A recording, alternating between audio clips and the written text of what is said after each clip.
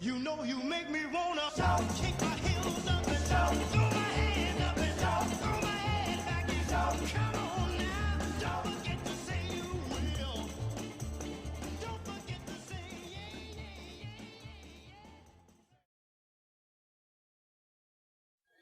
The Delk print appears to be a human footprint intersected by a dinosaur footprint in the same strata. According to evolutionists, such a specimen could not exist because the dinosaurs should have gone extinct 65 million years before humans ever existed. I really knew nothing of what to make of these contemporary dinosaur-human footprints, so I felt prompted to investigate.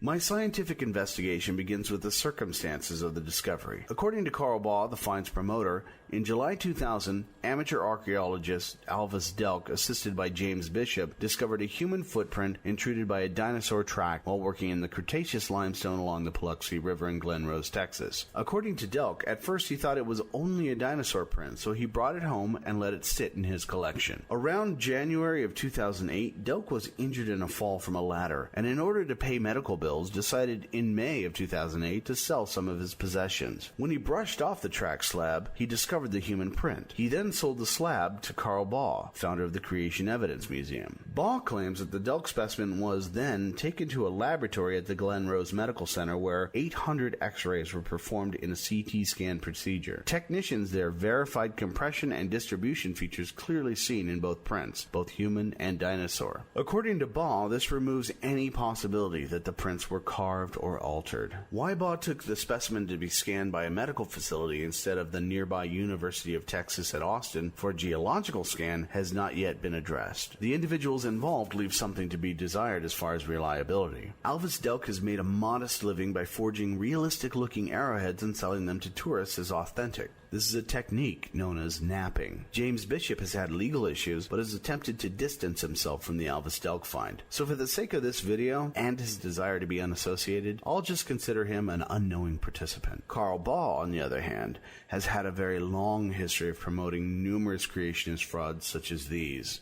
So the circumstances and participants in the promotion of this find are certainly suspicious, but this could simply be a situation akin to the boy who cried wolf. Perhaps, after a history of fraud and despite suspicious circumstances, the find is genuine. The only way to know for sure is by examining the find itself. To date, Carl Baugh has never allowed the Delk print to be examined by scientists, but he has published several photos and many CT scans. Beginning with the human print, we can already see several obvious anomalies. The quickest way to find this is to try making your own version of the human print by stepping your own bare foot into some shallow mud. The chances are that you will not be able to recreate the impression of the big toe. The ball of the foot is at its deepest here, and the big toe is just as deep, but between them is a bit of very shallow material. It is highly unlikely that a human toe could curl to that extreme, let alone being long enough to make such an impression. Additionally, the foot has no arch whatsoever, and no differential between the front and back of the print. Typically, a human footprint has a deep ball and a shallow heel due to pushing off just before raising the foot to take the next step. Still, the ball of the foot is also uncharacteristically uneven here. The right side is much shallower before the left side suddenly becomes significantly deeper. For such a differential, the foot would have to be broken.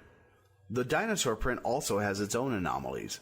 Supposed by Baugh to be an Acrocanthosaurus print, the first thing you'll notice is that it looks nothing like a real Acrocanthosaurus print, nor any other dinosaur print for that matter. The only dinosaur print that it does resemble are these fake dinosaur prints sold on roadsides as souvenirs. Attempting to take it seriously, however, the first thing I notice is that the walls of the track contain several layers. This means that the individual must have been standing there for a long time, perhaps several days, as one layer was deposited and dried, followed by another, and so on. So perhaps the dinosaur died there and ended up with his foot in this position. One also can't help but notice that the human print is in the top layers, meaning that the human print would have had to have been made after the dinosaur print. So we have a dinosaur print that intrudes a human print that could not have been made before the dinosaur print was made. This in itself should be enough to show that the credibility of the find is unrealistic. But there's another anomaly. Along the bottom of both prints you can see flaking. This next observation is far from conclusive, but this would appear to be the result of an attempt at recreating a patina. A patina is usually formed by the oxidation of the outer layer of a mineral after it has been exposed to air. In this picture, the patina is the blue layer on the outside of the copper. Fake patinas can be created via chemical means, as in the case of the Ica stones, in which the stones were baked in cow dung, or the James Ossuary, which the Israeli Antiquities Authority claims was given a patina via a chalk solution. The final, definitive proof of the find's authenticity, however, according to Baugh, lies in the CT scans. In any X-ray, the light portions are the more solid portions. According to Baugh, the CT scans all show the results of compression. Areas of compression would appear to be lighter as they would be harder. As you can see, there is no correlation between lighter areas and the prints. Between the circumstances of the find, the individuals involved, and the evidence that is available to us, there is no reason to conclude that the Delk print is genuine. If Baugh truly wanted to vindicate his claim, he would make the print available to scientists for independent peer review. Now, some may argue that the only reason any scientist would want to examine the Delk print is to disprove it. To that I say, of course.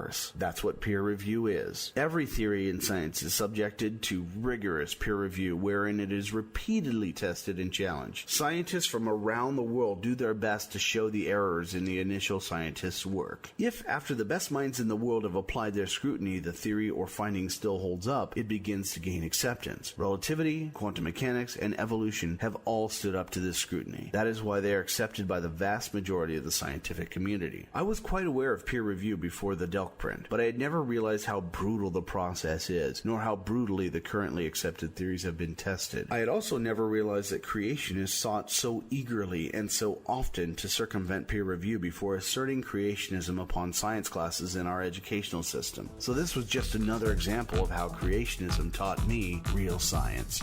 Learn more about the real science behind other creationist arguments by watching other episodes. If there's a creationist argument you think I should investigate, please comment below. It may be the subject of a later video. In the meantime, subscribe and make sure you don't miss it.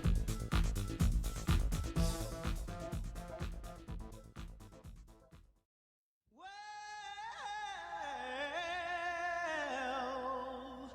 you know you make me wanna shout, kick my